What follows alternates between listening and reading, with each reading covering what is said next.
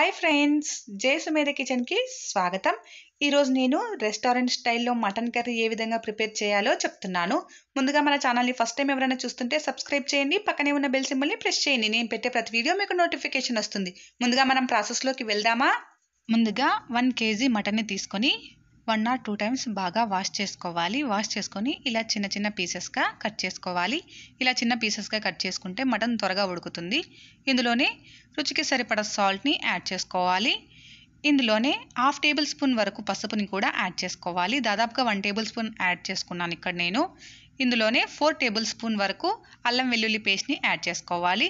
1 kgకి 4 table spoons అల్లం వెల్లుల్లి paste, 4 tablespoon red chilli పౌడర్ని కూడా యాడ్ చేసుకోవాలి. యాడ్ చేసుకొని అంతా కలిసేలాగా బాగా మిక్స్ చేసుకోవాలి. ఇలా ఈ విధంగా అన్నీ మటన్ పీసెస్కి అంటేలాగా బాగా మిక్స్ చేసుకోవాలి. ఇలా మిక్స్ చేసుకొని మనం పక్కన పెట్టేసుకోవాలి.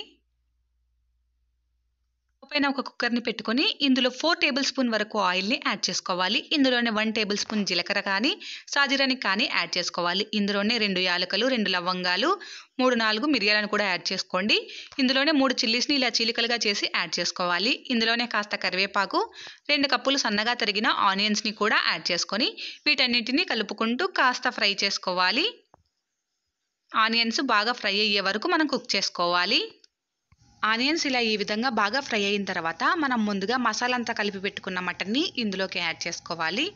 మటన్ని యాడ్ చేసుకున్న తర్వాత ఇదంతా బాగా కలిసేలాగా మనం మిక్స్ చేసుకోవాలి. బాగా మిక్స్ చేసుకున్న తర్వాత దీనిపైన క్యాప్ ఉంచేసుకొని విజిల్ లేకుండా ఒక 5 నుంచి 6 నిమిషాల పాటు మనం ఉడికించుకోవాలి.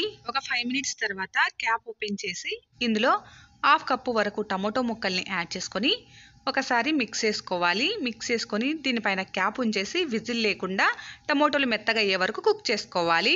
2 minutes తర్వాత క్యాప్ ఓపెన్ చేసి చెక్ చేసుకుందాము. చూడండి, 2 minutesకి టమోటో కాస్త కుక్ అయిపోయింది కదా. ఇప్పుడు ఇందులో 1/2 కప్పు సన్నగా తరిగిన పుదీనా, 1/2 కప్పు సన్నగా తరిగిన కొత్తిమీర, స్మాల్ టీ గ్లాస్ ఉంటుంది కదా, ఆ గ్లాస్తో 4 గ్లాసుల వాటర్ని యాడ్ చేసుకోవాలి.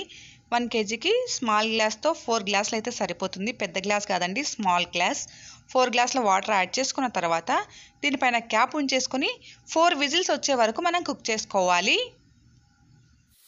4 విజిల్స్ వచ్చిన తర్వాత మనం స్టవ్ ఆఫ్ చేసుకొని ప్రెజర్ అంతా వెళ్ళిన తర్వాత చెక్ చేసుకుందాము.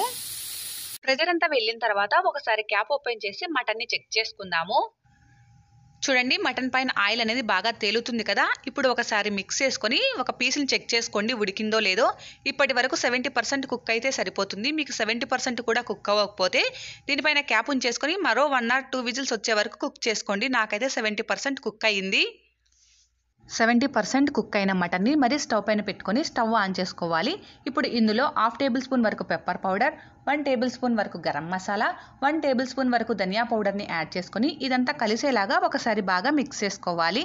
అలా మిక్స్ చేసుకొని దీనిపైన క్యాప్ పెట్టకుండా 10 నుంచి 12 నిమిషాల పాటు కుక్ చేసుకోవాలి. తర్వాత చూడండి, గ్రేవీ అనేది కాస్త చిక్కపడింది కదా. ఇలా క్యాప్ ఓపెన్ చేసి ఉడికించడం వల్ల మటన్ అనేది నీసు వాసన రాకుండా ఉంటుంది. ఇలా ఈ కన్సిస్టెన్సీ వచ్చిన తర్వాత మనం స్టవ్ అనేది ఆఫ్ చేసుకోవాలి. ఇది పర్ఫెక్ట్ కన్సిస్టెన్సీ. కావాలంటే ఇందులో సన్నగా తరిగిన కొత్తిమీరను యాడ్ చేసుకొని ఒకసారి బాగా మిక్స్ చేసుకొని ఇలా బౌల్లోకి ట్రాన్స్ఫర్ చేసేసుకోవాలి.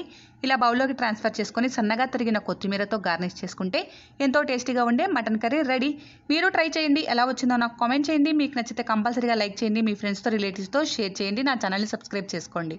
Please subscribe my channel. Thank you. Thanks for watching.